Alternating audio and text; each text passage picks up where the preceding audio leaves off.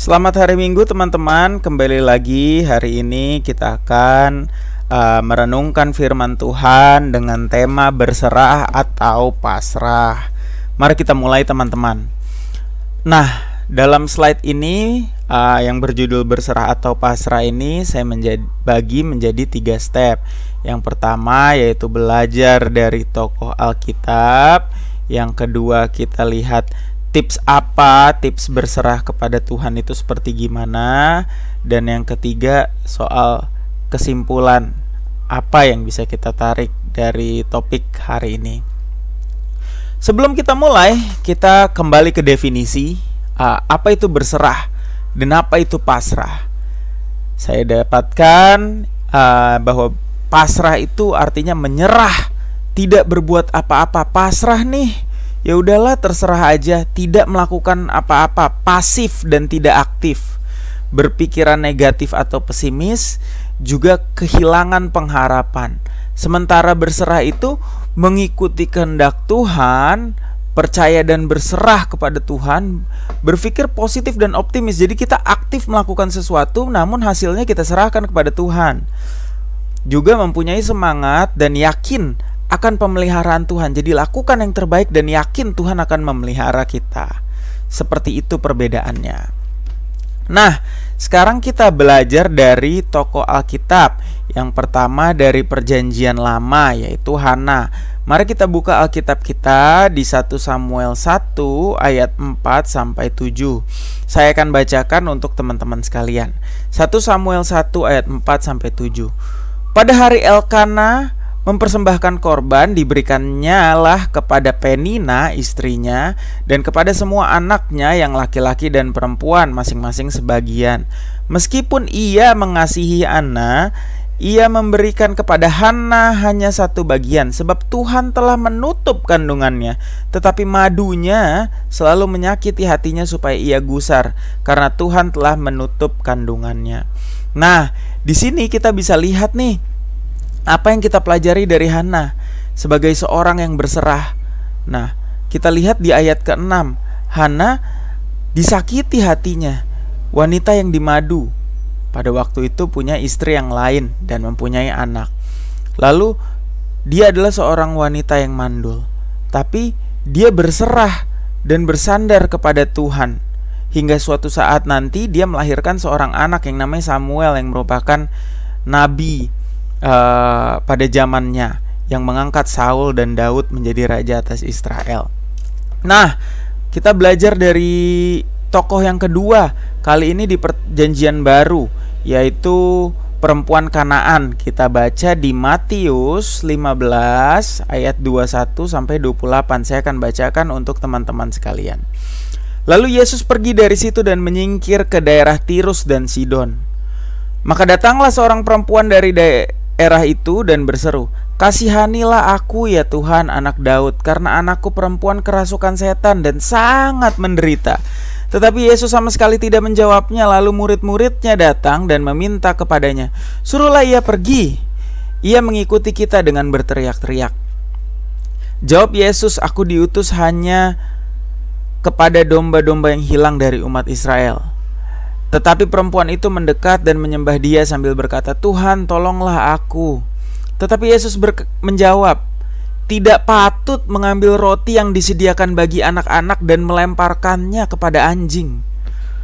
Kata perempuan itu, "Benar Tuhan, namun anjing itu makan remah-remah yang jatuh dari meja tuannya." Maka Yesus menjawab dan berkata kepadanya, "Hai ibu, besar imanmu, maka jadilah kepadamu seperti yang kau kehendaki." Dan seketika itu juga anaknya sembuh. Bisa dilihat di sini dari ayat 25 bahwa dia berkata, berserah dan mendekati Yesus, "Ya Tuhan, tolonglah aku." Dia berusaha minta tolong dan berserah. Tuhan mau gak menolong dia? Dia belum tahu, tapi dia berserah dan berusaha. Lalu di ayat yang ke-27 tertulis, dia tidak menyerah. Dia gak tersinggung pada saat Tuhan bilang tidak perlu ngambil roti, tidak patut ambil roti dan sediakan buat anak-anak dan dilemparkan kepada anjing. Tapi dia bilang, "Ya Tuhan, namun anjing itu remah-remahnya aja Tuhan, remah-remahnya, gak perlu rotinya." Itu adalah suatu wujud iman yang juga diakui Tuhan. Dibilang di sini di ayat 28 juga, "Hai ibu, besar imanmu, maka jadilah kepadamu seperti yang kau kehendaki." Akhirnya anaknya disembuhkan. Ini adalah tokoh yang kita bisa lihat berserah. Mereka berusaha, tapi hasilnya terserah Tuhan. Gak memaksa, bukan pasrah. Ya udah deh, kalau Tuhan gak mau bantu ya udahlah, terserah aja lah anakku gimana. Atau Hana, ya udahlah terserah aja, memang mungkin jatahnya satu bagian, tanpa melakukan apa-apa dan tanpa berserah dan meminta kepada Tuhan. Lalu kita belajar tokoh yang lain, tokoh yang pesimis, tokoh yang tidak berserah, tokoh yang pasrah. Kita baca dari Elia. Elia itu kita baca dari, mari kita buka Alkitab kita dari 1 Raja-Raja 17 ayat 4. "Engkau dapat minum dari sungai ini, dan burung-burung gagak telah kuperintahkan untuk memberi engkau makan di sana." Kenapa? Karena dia ingin mati. Dia takut dengan acapan Ratu Izabel yang mau membunuh semua nabi-nabi. Dia ingin mati dan tidak mau makan sampai Tuhan yang datang untuk menyediakan makanan. Lebih parah lagi kita lihat di Perjanjian Baru, yaitu murid Tuhan sendiri, yaitu Yudas Iskariot. Maka menjadi murid Tuhan bukan jaminan ya untuk tidak menjadi murid Tuhan itu bukan jaminan kalau kita itu akan selamanya jadi optimis, jadi berserah. Tapi bisa juga kita pesimis seperti Yudas Iskariot. Saya akan bacakan dari Matius 27 ayat 4 dan 5.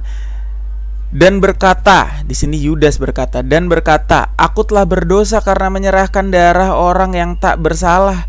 Tetapi jawab mereka, "Apa urusan kami dengan itu? Itu urusanmu sendiri."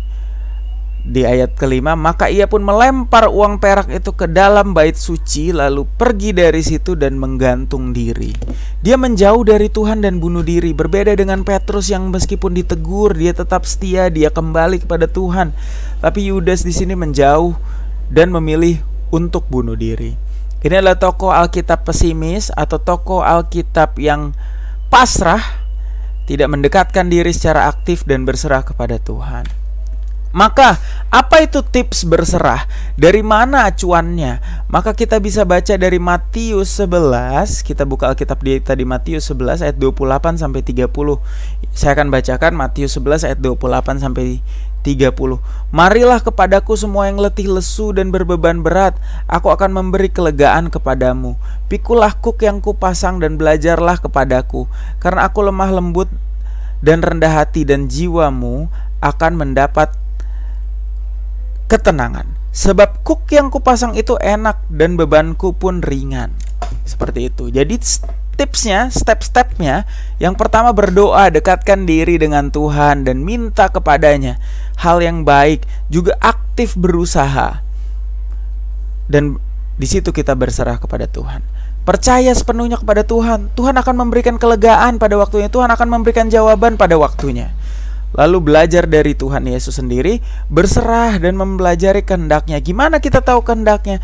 Tentu saja dengan mendekatkan diri kepada Tuhan. Gimana caranya? Dengan berdoa, bersekutu, dan membaca firman Tuhan. Itu juga hal yang sangat penting supaya itu kita bisa membaca dan diberi hikmat sehingga kita mengerti apa yang Tuhan kehendaki. Dan yang terakhir adalah percaya dan taat. Seperti lagu ya, percayakan masalah kita kepada Tuhan, berserah penuh dengan Tuhan, bukan menyerah tapi melakukan yang terbaik, tapi hasilnya diserahkan kepada Tuhan. Dan juga taat kepada rencana dan kehendak Tuhan. Apapun hasilnya kita terima, apapun yang Tuhan berikan kita syukuri dan kita taat menjalani, tetap setia dan percaya kepada Tuhan. Maka kesimpulannya adalah masalah itu pasti ada, tapi jangan menjadi pribadi yang pasrah dan menyerah dengan keadaan. Tetap lakukan yang terbaik, serahkan hasilnya kepada Tuhan, hadapi masalah kita. Yang kedua, serahkan persegumulan kita kepada Tuhan dalam doa dan ucapan syukur. Itulah nafas hidup ke orang Kristen adalah berdoa. Jadi berdoa, minta, ya Tuhan, ada masalah ini ya Tuhan, bantu saya. Tuhan, saya nggak sanggup ya Tuhan, saya bantu, tolong berikan jalan keluar, seperti itu. Yang ketiga atau yang terakhir adalah berserah kepada Tuhan dengan tetap aktif berusaha melakukan yang terbaik. Nggak, ya sudahlah berdoa saja, tapi berdoa dan berusaha ora et labora, yaitu berserah kepada Tuhan tapi aktif berusaha untuk melakukan yang terbaik. Hasilnya kita serahkan kepada Tuhan. Terima kasih teman-teman, mungkin itu yang bisa saya sampaikan hari ini terkait berusaha, berserah dan pasrah. Kita harus lebih menjadi pribadi yang berserah, optimis, berserah kepada Tuhan apapun itu hasilnya. Itu yang bisa saya bagikan hari ini. Selamat hari Minggu. Semoga Tuhan Yesus selalu memberkati, menyertai, dan berjalan bersama kita selalu. Semoga apa yang saya sampaikan hari ini bisa bermanfaat dan jadi berkat. Selamat hari Minggu teman-teman. Terima kasih.